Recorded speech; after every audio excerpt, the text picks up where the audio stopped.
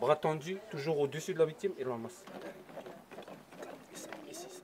Après une interruption en début d'année, la campagne de sensibilisation aux gestes de premier secours reprend cette semaine.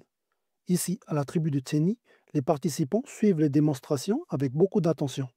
Récemment, le district a été endeuillé par des décès prématurés. La période des mariages qui a débuté accentue les inquiétudes. Ça va bouger, il y aura la fête, il y aura l'alcool, il y a tous ces éléments qui vont rentrer en compte. La plupart aujourd'hui, c'est les jeunes qui sont touchés par rapport au mariage, par rapport aux fêtes. Par rapport aussi à tous ces événements aussi qui se passent dans la tribu où on va au champ, on va les débosser pour tel papa, telle maman. Donc on peut se faire couper la main, donc c'est très important de sensibiliser. Les mariages, qui normalement célèbrent l'amour et la vie, apportent un flux de patients supplémentaires au dispensaire de Tadine. Désormais, seule structure à accueillir les urgences médicales, en plus des consultations pour toute l'île. Mais ces derniers temps, les accidents vasculaires cérébraux ont aussi beaucoup mobilisé le corps médical.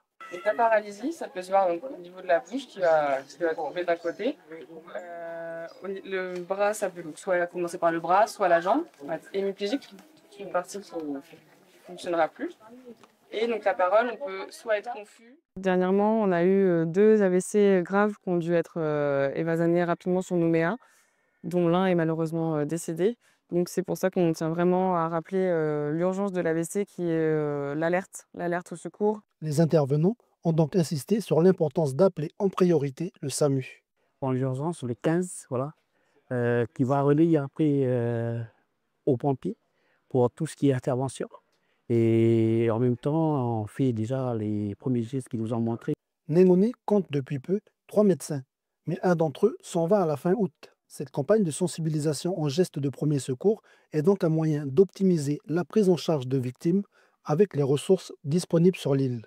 Le centre de La Roche est fermé à partir de 15 h la nuit et il n'y a plus de médecins. Donc le délai d'arrivée des secours est plus long.